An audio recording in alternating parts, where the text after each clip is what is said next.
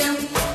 विश्वाधारम् गगनसदृशम् मेघवर्णम् शुभाङ्गम् लक्ष्मीकान्तम् कमलनयनम् योगिविद्यानगम्यम् वन्दे विष्णुम् भवभयहरम् सर्वलोकैकनाथम् शान्ताकारम् भुजगशयनम् पद्मनाभम् सुरेशम् विश्वाधारम् गगनसदृशम् मेघवर्णम् शुभाङ्गम्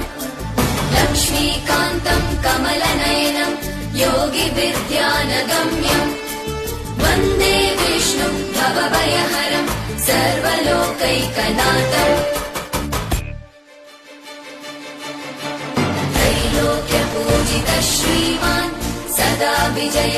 वर्धन शान्ति